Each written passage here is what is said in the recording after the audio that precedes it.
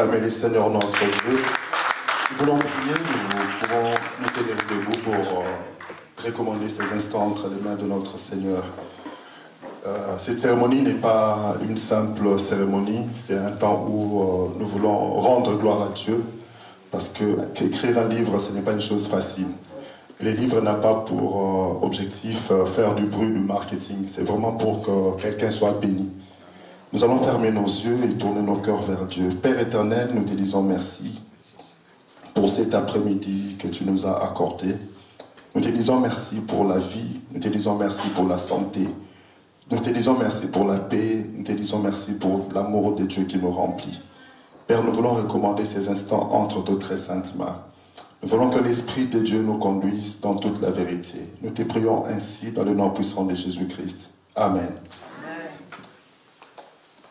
Est-ce qu'on peut acclamer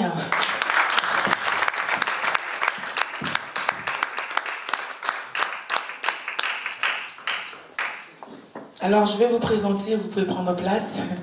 Je vais vous présenter très brièvement et très rapidement l'auteur d'aujourd'hui, donc de Noélie Panda. Donc,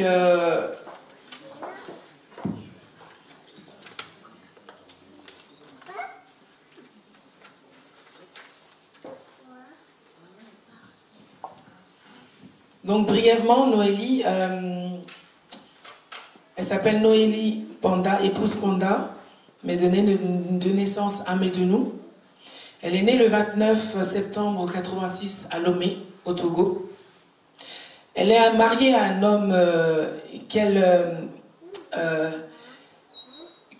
elle dit formidable, donc Aimé Panda. Elle est son épouse depuis déjà quelques années. Et elle est maman de 3 enfants, Noémie, Aimé Joël et Eunice. Son cursus scolaire, elle a débuté en Afrique. Et le reste s'est fait ici en France, où elle est arrivée à l'âge de 13-14 ans. Elle a poursuivi donc ses études ici. Elle est diplômée d'un baccalauréat professionnel en logistique et transport. Donc après quelques emplois effectués par-ci, par-là, si on peut dire ça ainsi, elle a opté pour le rôle de mère au foyer. Mère au foyer, tout simplement afin de pouvoir s'occuper de ses enfants, ses petits-anges, ses bébés. Et pendant ce temps-là, elle en a profité pour écrire. Elle a donné sa vie au Seigneur en 2005, ici même, à l'église Maranatha, où elle a été également baptisée. Peu de temps après, elle est rentrée dans le service, notamment au protocole, au pied du révérend Jean-Claude Moussingo. Et elle est restée membre jusqu'aujourd'hui, bien que distance il y a. En effet, elle réside actuellement en Dordogne, dans le sud de la France. Et c'est dans cet éloignement que le Seigneur l'a préparée pendant quelques années pour la mission qu'il avait assignée à sa vie. C'est-à-dire l'écriture et témoigner de ce qu'il est dans sa vie. Si je peux rajouter quelque chose, je dirais que Noélie, c'est une battante. Noélie, c'est quelqu'un qui s'accroche. Et le jour où elle a découvert le Seigneur, elle s'est accrochée. Elle n'a jamais pris un autre chemin. Je le sais parce qu'ayant vécu avec elle, je sais quel genre de personne elle est. C'est quelqu'un de droite. Et quand elle a quelque chose en tête, elle va le faire. C'est quelqu'un qui est réglo. Et c'est quelqu'un qui est sincère. C'est quelqu'un qui, aujourd'hui, même si elle a fait une erreur, elle va le reconnaître. Et elle va passer à autre chose. Et cela ne m'étonne pas du tout aujourd'hui qu'elle puisse écrire, faire ce premier livre. C'est quelque chose, c'est vrai, qu'elle ruminait déjà depuis quelques années en elle. Et sa vie, son histoire ne pouvait être qu'un livre. Parce que pour avoir vécu des choses, de toute façon, vous l'entendrez parler, elle en a vécu. Et ça, je lui tire mon chapeau. Donc voilà, en gros, Noélie, si on peut le résumer ainsi. Donc, comme quoi, on peut être membre de Maranatha même si on habite loin. Ce n'est pas la distance, ce n'est pas le fait d'être proche qui fera que, mais même à distance, on est toujours accroché auprès du Père, de notre Père spirituel, et on apprendra toujours des choses. La preuve, c'est que le Père a montré l'exemple, les enfants aujourd'hui montrent aussi également l'exemple. Donc, sans plus tarder, je vais donc inviter le premier intervenant, qui n'est entre autres que le révérend Jean-Claude Mosengo, qui va venir témoigner sur l'auteur, sur ce qu'est Noélie, sur la fille qu'elle est pour lui. Il faut savoir que le révérend Jean-Claude Mosengo est le visionnaire de la communauté évangélique Maranatha, mais il est également le président de la pastorale congolaise de France et d'Europe. Donc aujourd'hui, nous sommes très fiers de faire partie non seulement de la communauté, mais également d'être ses filles et ses fils. C'est un homme très bien, loyal, avec un grand cœur. Il n'y a pas de mots pour le désigner. Mais c'est quelqu'un de vraiment formidable. Et que quand vous approchez de lui, vous ne pouvez que l'aimer. Si vous le détestez, c'est que vous avez un problème. Amen. Donc sans plus tarder, je vais inviter le révérend. Sous vos acclamations, s'il vous plaît.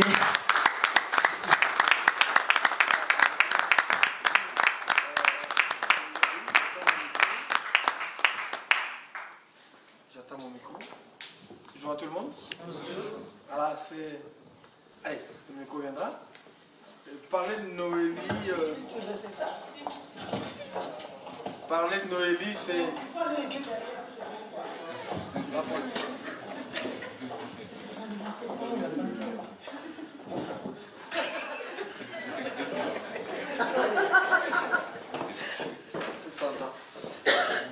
Merci.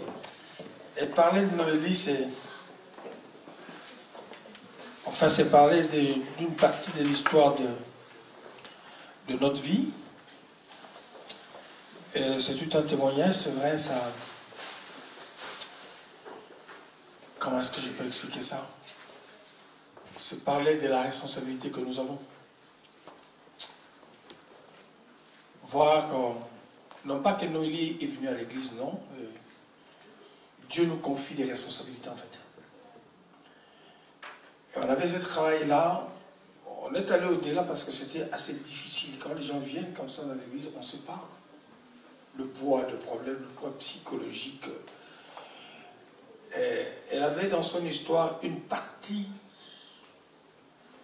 qui se ressemblait un petit peu à mon histoire, en fait. Une partie. Je me suis retrouvé là.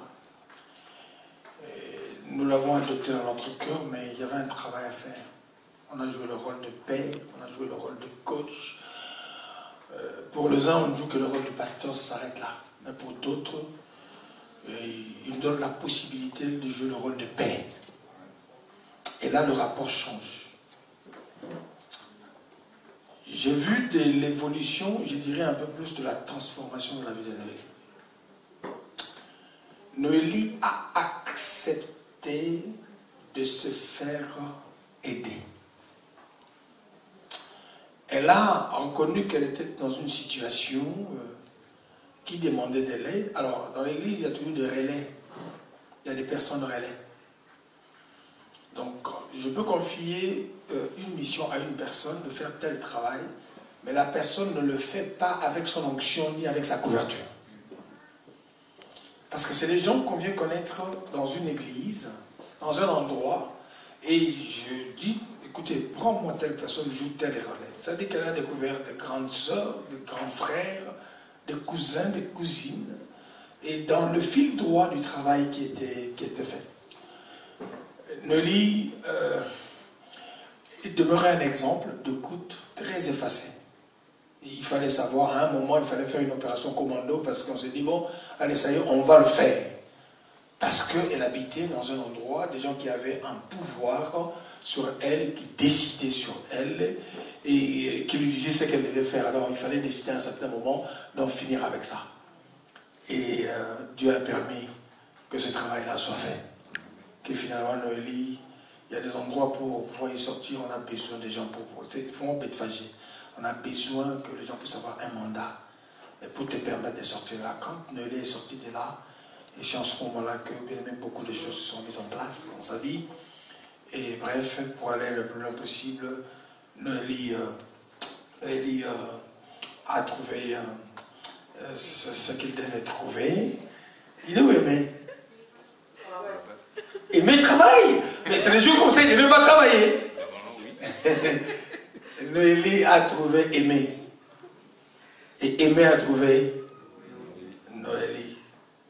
Et vous savez, il y a des gens qu'il faut rencontrer dans la vie. C'était une rencontre de providence. Aujourd'hui, Noélie qui écrit, Noélie n'a pas écrit, elle a juste pris une partie de ce qui était dans le cœur de son père, parce que, voilà, j'écris, et Noélie a exploité juste une partie de... Parce que l'onction je connais la grâce qui est dans ma vie, c'est une onction intégrale, multifacette en fait. Ça sort des écrivains, des écrivaines, ça sort tout le monde. Hein. Noélie a utilisé une partie de ce qu'elle a retenu de son père et l'avoir aujourd'hui écrit. Ça mérite un encouragement, une acclamation, Noélie, je veux davantage t'accompagner dans plusieurs réseaux pour que ce livre puisse aller le plus loin possible. Dans mes propres réseaux et non seulement ici. Elle va aller dans tous les endroits où il y a nos paroisses, où on parle de Maranatha pour que davantage elle puisse... Ça s'appelle rescapée. Mais elle, c'est une vraie rescapée. Ce n'est pas une histoire qu'on écrit pour écrire, c'est l'histoire de sa vie. Refuser de lire ce livre, c'est manquer une étape importante de ta vie. C'est une école, c'est un apprentissage. Je suis très fier de toi. Je sais quand est-ce que je t'avais pris. Je sais le travail qu'on a fait avec toi, bien entendu avec ta mère, Maman Thérèse. Voilà pourquoi quand il s'agissait de ton mariage, je me suis déplacé, je suis venu jusque-là. Je fais des kilomètres, parce que pour moi c'était significatif. Est-ce qu'on ne se déplace pas comme ça pour... la personne qui n'honore pas ton onction, tu ne l'honores pas. Cet enfant a honoré. On a fait des kilomètres, on est allé... Ça s'appelle comment encore? À Crèce. On s'est perdu en Angoulême, on est revenu à gauche, à droite, et puis on a fini par se retrouver. Félicitations à toi. Demeure un exemple. Si les gens disent que Maranatha, on ne voit rien. Là. Oh! C'est ça. Ce sont les signes de notre travail, Noélie. Moi, Thérèse, je suis fier de toi. Regarde ta fille, c'est le travail que tu as fait. Tu peux être fier. Et nous aussi, Maranatha, nous sommes fiers de toi. Merci à toi. Et je voudrais que ce livre soit un exemple pour le reste, vous qui êtes là. Inspirez-vous de ce que Noélie est en train de faire. Encouragez-vous. Il y a des moments, je ne vous prêcherai pas. Quand tu as un problème, je dis, la réponse est là-dedans. Donc je donnerai aux gens qui viennent à rendez-vous pastoral, ils ont tel problème, va regarder dans ces livres, tu trouveras du réconfort. Un grand merci à toi. Et nous voulons rester des parents pour toi. Continuez à t'encourager, Voilà pourquoi tout à l'heure là, je ferai un peu d'encouragement pour prendre tes bouquins. Hein? On va le faire avec maman. Et je ne sais pas si je prendrai 10 ou je prendrai 20, j'en sais rien. Mais on en prendra plus que tout le monde pour encourager Noélie, notre fille. Merci à toi. Et c'est bien que ce soit Gertrude qui fasse parce que c'est historique et c'est pourquoi elle est en train de le faire. Hein? Elle l'a fait parce qu'elle est revenue dans sa maison. On ne peut pas séparer la source de la ressource. Jamais, hein? Très bien. Nous acclamons Dieu pour toi. Merci. Merci, Gertrude. Merci. Je te Et si on peut encore acclamer. Merci beaucoup pour ce mot. Donc, sans plus tarder, je vais inviter Noli. On va l'entendre. Je suppose qu'il y en a beaucoup qui souhaiteraient savoir un peu plus, davantage sur ce livre, pour ceux qui n'ont pas encore lu, et voudraient connaître un petit peu plus. Donc, voilà pourquoi j'invite Noélie. Est-ce qu'on peut acclamer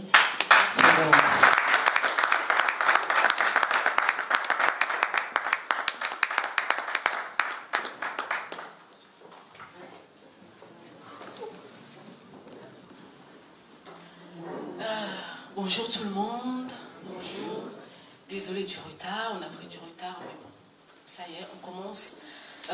D'abord, je voulais commencer déjà à dire merci à mes parents pour cette journée. Merci beaucoup d'avoir cru en moi depuis des années. Je suis arrivée à l'église en 2005, comme on a dit, dans des circonstances assez compliquées. Mais comme je dis, la première chose que j'ai reçue en arrivant ici, je me suis sentie acceptée. Je me suis sentie acceptée et je suis restée là. Ils sont restés avec moi. J'ai traversé des choses compliquées. À chaque moment, ils étaient là. Le pasteur me disait toujours, Noélie, c'est ton chemin. Tu ne peux pas, en fait, déroger à cette trajectoire-là, en fait. Et c'est comme ça, année après année, je suis restée à leurs pieds. J'ai eu des instructions, j'ai eu tout ce qu'il fallait avoir. Et puis, bon, à un moment donné, j'ai été amenée à me déplacer parce que, bon, comme je dis, il y a un temps pour toutes choses. C'est pas que je me suis déplacée géographiquement, que je me suis séparée d'eux. Non. Je les appelle quand il faut. J'appelle rarement. J'appelle vraiment quand il y a vraiment une urgence, qu'il y a quelque chose. J'ai appris dès le départ, et moi, appris à être autonome. Et j'ai continué comme ça jusqu'à aujourd'hui. En tout cas, papa et maman, merci beaucoup. Merci pour la confiance. Merci.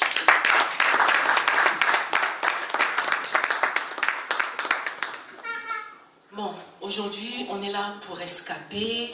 Pourquoi rescaper? Rescaper, c'est mon histoire. C'est mon histoire. Et comme je dis à la base, c'est une recommandation divine. Comme je vous le disais il y a quelques minutes, je suis arrivée à l'église dans des situations très, très, très complexes. Et je ne voyais vraiment pas, en fait, comment les choses allaient évoluer. Je ne savais pas. C'était vraiment noir, en fait. Et je suis restée là, jour après jour, je m'exposais à la parole. Je venais au début, bon, je venais que les dimanches à l'église. Mais plus j'avançais, plus la soif montait, au fait. Et je m'approchais. À un moment donné, on est passé vraiment à l'étape où il fallait faire la délivrance, des choses comme ça. Et je me rappelle toujours, papa, il était très sévère avec moi. Je ne comprenais pas à l'époque. Il y avait des moments, on faisait des retraites. C'est un exemple que je vous donne. On faisait des retraites, tout le monde pouvait descendre à 18h. Mais il dit non, toi tu restes à sec. Je ne comprenais pas. Et ça a pris des années, des années. Il priait pour moi. Noélie, il faut faire ceci. Noélie, il faut faire cela. Noélie, il faut faire cela. Et puis, il y a une année où je devais arrêter l'école. Je venais d'avoir 18 ans, j'étais sans papier. Je devais arrêter l'école cette année-là.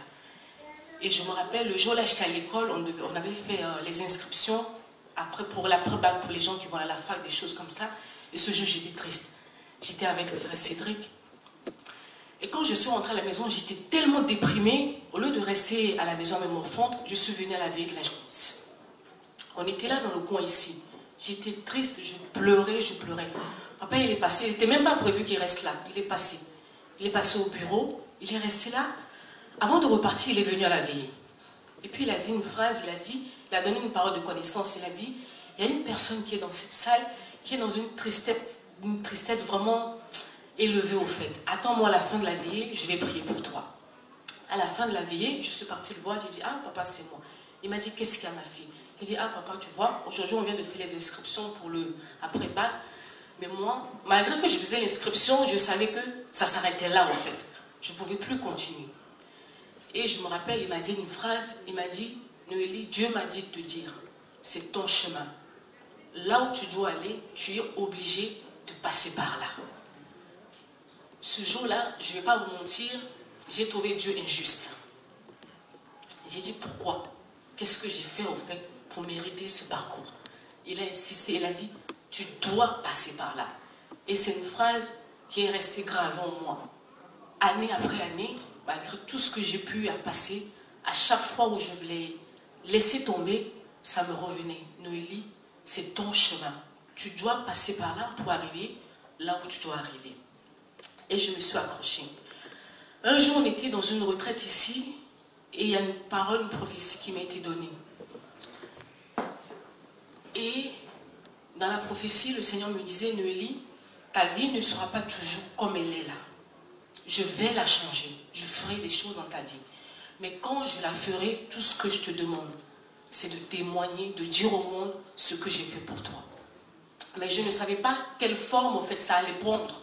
Mais l'idée, elle était déjà là, parce que j'avais un cahier où je mettais déjà des brouillons par-ci, par-là, tout le temps. Et le temps est passé, la parole est restée. J'avais un cahier où je notais cette période-là. Je recevais beaucoup de paroles. En fait. J'avais tout marqué, tout marqué. Et les années sont passées. Les années sont passées, j'ai fait ce qu'il y avait à faire, j'ai traversé ce qu'il y avait à faire. Et je me rappelle, en 2015, j'étais partie en Afrique, aller enterrer mon grand-père. Quand je suis revenue, j'étais en prière. Et là, l'Esprit de Dieu me dit, c'est maintenant, parle. J'ai dit, ah bon? Il me dit, oui, c'est maintenant, parle. Commence à parler, commence à écrire. Mais vu que moi, je ne me connaissais pas en livre, les histoires d'auteurs, je n'ai pas fait les études pour écrire. Je me suis arrêtée au bac, j'ai fait la logistique, donc je ne maîtrisais pas trop. Donc il fallait que je trouve une personne qui était déjà dans le circuit de l'écriture pour savoir comment ça se passe. J'ai posé des questions par-ci et par-là. Et c'est comme ça, je me suis mise à écrire. J'ai écrit, ça m'a pris le temps que ça m'a pris. Et je suis arrivée, j'ai trouvé une dame, mon éditrice, elle devait être là aujourd'hui, mais bon, elle a eu un souci de dernière minute, donc elle n'a pas pu.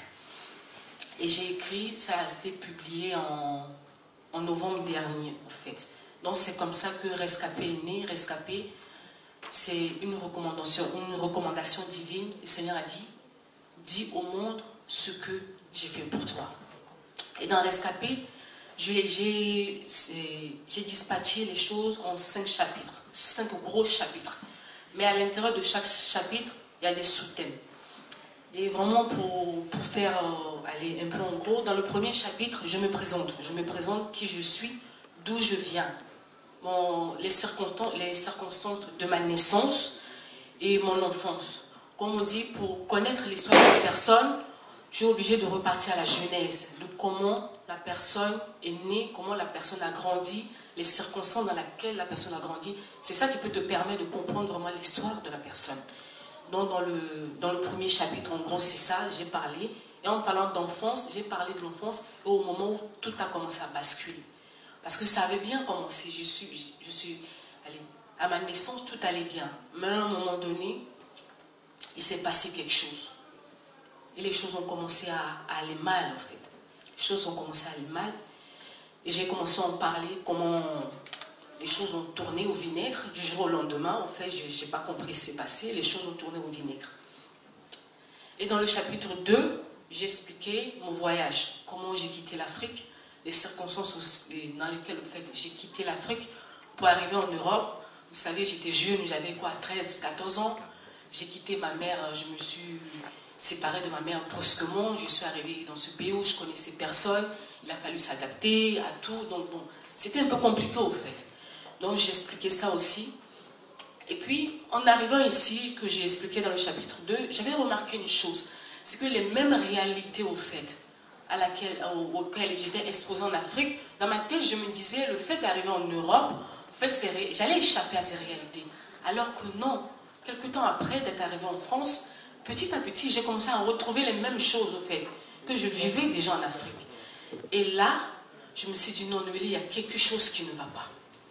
Bon, j'ai grandi à l'église catholique, ma mère elle est catholique, mais la tournure que les choses prenaient, bon, j'appelais ma mère me dit, oui, tu sais, il faut prendre le chapelet, il faut faire le chapelet, il faut faire les neuvaines, il faut dormir la Bible ouverte, mais ça ne faisait rien en fait, la situation s'empirait. Et je commençais à chercher Dieu, la soif a commencé à naître, je me disais, j'avais besoin d'aide. Comment j'allais sortir de là, je ne savais pas, mais il me fallait une aide en fait.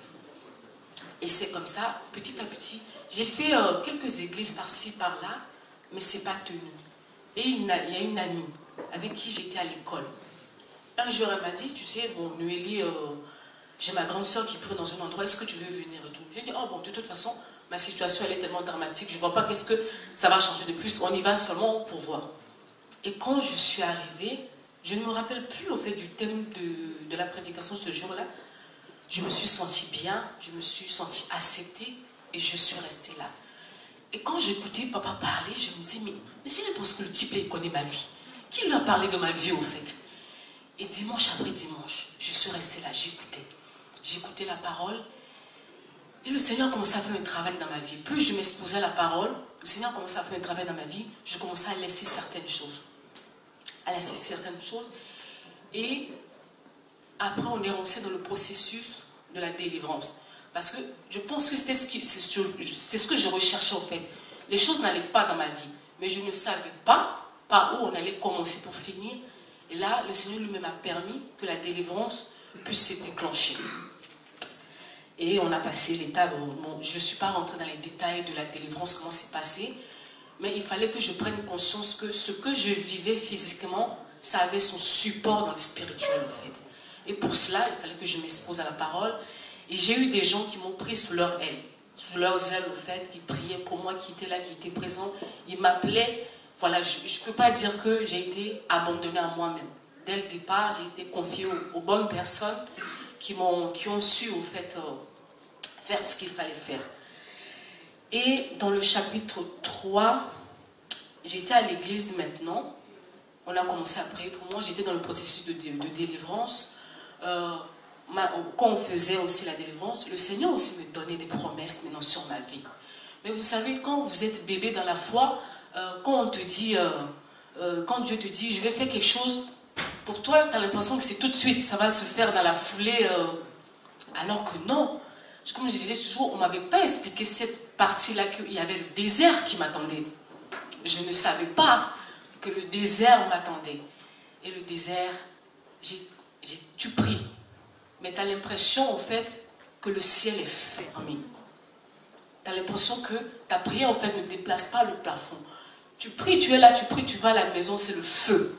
Je dis, mais Seigneur, comment je vais sortir de cette histoire? Parce que plus je priais, plus là où j'habitais, c'était devenu infernal. Un jour, c'était pendant une conférence des femmes. C'était à Saint-Ouen. Il y avait une servante de Dieu qui était venue pour prêcher. Elle donnait son témoignage, en fait. Au lieu de prêcher ce jour-là, elle a commencé à donner son témoignage. Et dans mon cœur, j'étais au service, j'étais au protocole. Donc j'étais au fond de la salle. Et quand elle donnait son témoignage, j'ai fait une prière à Dieu. J'ai dit, Seigneur, ce que tu as fait à cette femme, tu ne peux pas le faire pour moi. Les gens me voyaient, j'étais debout, j'étais au service, je souriais. Mais dans mon cœur, j'étais anéanti. J'ai dit, Seigneur, tu ne peux pas me sortir de là. J'ai fait cette prière. C'était une prière courte, 2 minutes, qui a basculé ma vie. Vous savez, quand vous priez, il y a des moments où vous ne vous rendez pas compte de l'impact au fait des paroles que vous sortez. Et Dieu m'a prise au mot. J'ai prié, mais lui, il a donné la solution comme il fallait. Je n'étais pas prête pour cette solution, mais il a donné ça. Je suis rentrée là où j'habitais. La nuit, je dormais, j'ai fait un songe. Quand je me suis réveillée, j'avais dit à ma copine, elle n'est pas là, la sœur Patience. Elle n'est pas là aujourd'hui. J'ai dit à Patience, il va m'arriver quelque chose de terrible aujourd'hui. Je ne sais pas ce qui va arriver, mais il va m'arriver quelque chose de terrible. Garde ton téléphone, je risque de t'appeler. Bien aimé, j'ai fait la prière dimanche après-midi. Le lundi soir, on m'a mise à la porte. J'étais mineure, sans papier, ici en France. Tu te retrouves dehors. Tu commences par où? Quand je sortais le jour-là, en fait, quand le truc avait commencé, je me suis dit, Noélie, accepte encore. Tu as l'habitude de supporter ce qu'on te fait. On dit Dieu parle. Moi, je n'ai jamais entendu Dieu parler. Je venais à l'église, mais je n'avais jamais entendu Dieu parler. Mais ce jour-là, je vous dis la vérité, j'ai entendu une voix audible me dire, Noélie, si tu ne sors pas de cette maison aujourd'hui, c'est fini pour toi, tu ne ressortiras plus jamais. Et j'ai appelé 2 sœurs de l'église, la sœur Edwige et une autre sœur, elle n'est pas là maintenant. Elles sont venues me chercher la nuit. Le lendemain, je devais aller à l'école. J'ai ramassé mes bagages, comme on dit les enfants d'Israël, avec la délivrance. C'était la nuit. J'ai pris les sacs poubelles, j'ai ramassé mes trucs et je suis partie. Et quand je partais, je fermais la porte pour partir. J'ai dit à Dieu, je n'ai pas de père, j'ai pas de mère, j'ai personne. C'est toi et moi. Si tu me lâches, c'est fini. Je ne savais pas ce qui m'attendait. Je suis venue sur la chair Edwige, le temps est passé. Et ce temps, en fait, j'avais pris ce temps à me consacrer dans la prière. Parce qu'on priait pour moi. Mais moi-même, je dois savoir maintenant, qu'est-ce qui n'allait pas avec moi. À un moment donné, je dis toujours, on peut prier pour toi. Mais à un moment donné, il faut que toi-même, tu deviennes responsable de ta vie. Tu vas chercher la face de Dieu pour savoir ce qui ne va pas dans ta vie. Donc, j'ai expliqué ça un peu dans le chapitre 3. C'est ce que j'ai expliqué en gros dans le chapitre 3. Et je priais, je priais, je priais. On me dit, je me suis retrouvée dehors, sans papier. Pendant ce temps, j'ai mon père biologique qui habitait en France. Mais il était dans la nature. Le Seigneur, en fait, quand tu es dans le désert, tu as l'impression que Dieu n'est pas là. Mais il était là, il faisait les choses à sa façon. Et c'est ce que j'ai expliqué dans le chapitre 3. Maintenant, dans le chapitre 4, le premier signe fort que Dieu m'a donné, quand je me suis retrouvée dehors dans toutes ces choses, le premier signe fort que Dieu m'a donné, c'est de m'envoyer mon mari. Je n'y pensais pas à ça. Parce que déjà, je me disais, quelle personne, normalement constituée, peut venir chercher une fille avec autant de problèmes? Quand il est venu me voir, il a commencé à parler. J'ai dit non. J'ai dit non. Lui, il ne sait pas sur quoi il est en train de s'aventurer. Le jour, il va savoir ce qu'il attend, il va fuir. J'étais persuadée dans ma tête que le jour, il saura vraiment qui j'étais. Parce que je ne lui ai rien caché dès le départ. J'ai dit la vérité. Quand il saura qui j'étais, il allait abandonner au fait, et puis il allait passer à autre chose. Mais il a tenu bon. Il a tenu bon, on a fait ce qu'il fallait faire, et c'est comme ça, au fait, je me suis mariée, au fait. Et on a eu notre première fille. On a eu notre première fille. Les choses étaient toujours compliquées pour moi. Les choses étaient toujours compliquées, les choses étaient bloquées. Et j'étais en train de prier. Je priais, je priais. Le Seigneur me dit, maintenant Noémie et Noélie, on va passer à une autre étape de ta vie. Et cette étape, en fait, je pense que c'est la plus longue de ma vie chrétienne, c'est l'étape de la restauration. Parce que j'ai avancé dans la vie. J'avais vécu beaucoup de choses. Vous savez, je dis, on est constitué de 3 parties. Il y a le corps, il y a l'âme, et puis il y a l'esprit. Quand je suis venue à l'église, on m'a appris à me soigner physiquement et tout. On a prié pour moi au niveau de mon esprit. Mais mon âme était malade. Le Seigneur m'a dit, Noélie, c'est vrai que j'ai des promesses sur ta vie. C'est vrai que tu es en train de partir quelque part. Mais pas dans cet état-là. Tu es malade. Il faut d'abord te guérir. Et il m'a isolée. Il m'a sorti de Paris, au fait. Les gens ne comprenaient pas, au fait, parce que la décision, elle est arrivée brusquement. Les gens comprenaient, mais pourquoi elle est partie? Non, c'est parce qu'il fallait que je sorte de la foule pour aller guérir. Il me fallait vraiment maintenant un face-à-face avec le Seigneur. Là, il n'y avait plus de pasteur, il n'y avait plus personne. C'était moi et Dieu maintenant. Noélie, regarde ça. Donc quand j'étais maintenant dans la restauration, le Seigneur prenait maintenant chaque événement de ma vie, chaque chose de ma vie. Noélie, je dois réparer ça. Noélie, tu dois réparer ça. Regarde l'état de ton cœur. Tu avais dit que tu avais pardonné. Mais non, effectivement, tu n'as pas pardonné. Il y a des choses que tu as gardées encore. Pendant des années, le Seigneur m'a enseigné sur le pardon. Parce que, vous savez, il y a d'autres personnes qui peuvent te blesser dans la vie, ça passe. Mais quand ton propre sang te blesse, ça devient très très difficile. Le Seigneur m'a dit, Noélie, tu dois lâcher prise. J'ai dit, mais Seigneur, tu as vu ce qu'il a fait, tu as vu ce qu'ils ont fait. Noélie, lâche prise. Je sais pourquoi j'ai permis ça. J'ai dit, Seigneur, regarde, toute ma vie, j'ai toujours été rejetée. Je me suis sentie toujours comme un poids. Le Seigneur m'a dit, non. Des années, je posais la question à Dieu, Seigneur, pourquoi tu as permis tous ces rejets dans ma vie? Et je vous dis la vérité, il n'y a pas très longtemps, j'ai eu la réponse.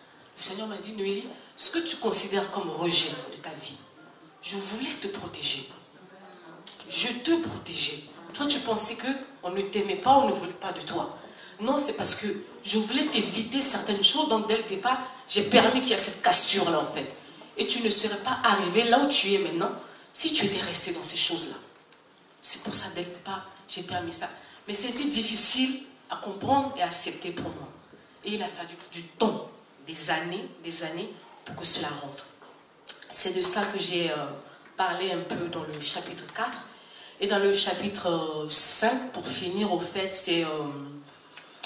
je parle, comme j'ai dit au début, le pourquoi du livre. Comme je viens de vous expliquer, c'est une recommandation divine, un témoignage pour aider d'autres personnes à guérir du rejet, à pardonner. Pardonner, l'une des plus grandes leçons que le Seigneur m'a données, c'est pardonner en fait. Malgré tout le mal qu'on peut te faire, tu peux passer par-dessus et avancer. Et voilà, après, j'ai donné quelques grandes leçons parce que dans mon parcours avec Dieu, le Seigneur m'a appris beaucoup de leçons. Et j'en ai énuméré quelques-uns, je pense qu'il y a quelques dizaines que j'ai énumérées dans le livre, au fait. En gros, rescapé, c'est ça. Là, j'ai essayé de faire global, mais tout est détaillé dans le livre. Voilà, à peu près, c'est ça.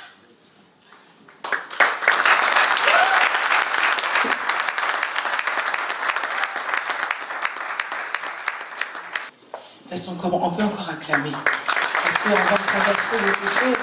Peut-être qu'on n'a pas les détails, mais en le lisant, je reste confiante qu'en lisant ce livre, vous allez encore découvrir davantage. Et cela, je pense que peut aider énormément de personnes. Notamment le fait d'avoir appuyé sur le pardon. Je pense que ça nous concerne tous un petit peu, n'est-ce pas? Mais je pense qu'on va tous se retrouver. Je laisse la place aux questions-réponses. Si vous avez des questions, je passe éventuellement vous passer le micro si vous avez des questions. Levez juste la main et je vous donne la parole.